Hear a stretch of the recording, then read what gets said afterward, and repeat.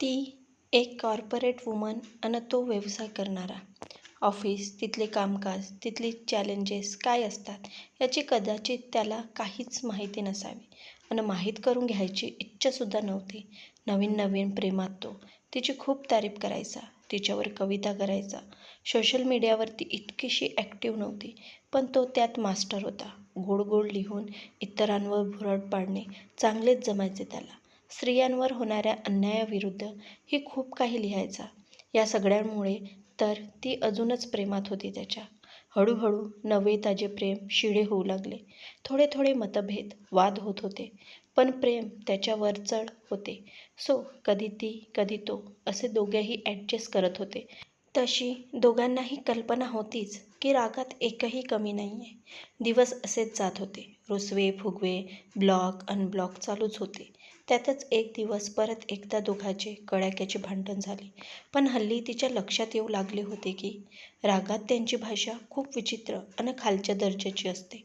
एरवी स्वतःला सज्जन म्हणून दाखवणाऱ्या त्यांची ती अपमानास्पद भाषा खूप टोकाची असते. मग काय, आयुष्यात परत कधीच एकमेकाची थोबाडे न बघण्याचे ठरवून दोघांनी एकमेकांना ब्लॉक केले.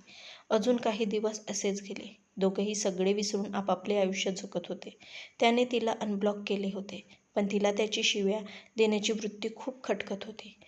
तिने त्याच्याकडे दुर्लक्ष करायचे ठरवले. पण शेवटी तिने त्याच्यावर मनापासून प्रेम केले होते. त्यामुळे त्याच्याकडे दुर्लक्ष करणे तितके सोपेही नव्हते. अशात एक दिवस तिच्या ऑफिसमध्ये प्रमोशन डिक्लेअर झाली आणि तिलाही प्रमोशन मिळाले. ती खूप खुश होती. अखेर तिच्या मेहनतीला फळ मिळाले होते आणि आनंदाच्या भरात तिच्याही नकळत तिने ही बातमी त्याला सांगितली. खरं तर चुकलेच तिचे, पण म्हणतात ना, दिल पे किसी का जोर नाही, असो. तर तोही तिच्या आनंदात सामील झाला. आपल्या आधीच्या कृत्याबद्दल माफी मागितली. हिनेही नात्याला एक संधी द्यावी म्हणून त्याला माफ देखील केले. असेच अजून काही दिवस गेले. परत एकदा ये रे माझ्या मागल्या म्हणत रुसवे फुगवे, भांडे चालू.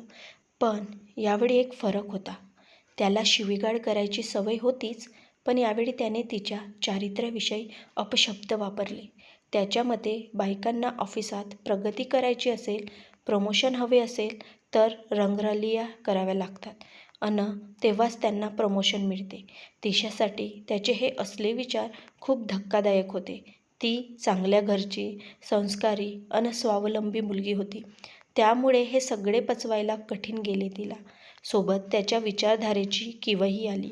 आणि काहीही झाले तरी अशा व्यक्तीबरोबर ती तिचे आयुष्य जगूच शकली नसती. प्रेमासाठी ॲडजस्टमेंट गरज पडल्यास केली असती, पण हे असे चारित्र्यावर शिंतोडे शिपडणे तिच्या सहनशक्तीबाहेरचे होते.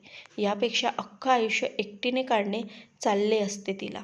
तसेही स्त्रियांना, खास करून आर्थिकदृष्ट्या स्वावलंबी स्त्रियांना, पुरुष नावाच्या कुबड्याची गरज नसते, असे तिचे ठाम मत होते. तिने तिचा निर्णय घेतला. त्याला तिच्या आयुष्यातून हाकलून लावायचा कायमसाठी.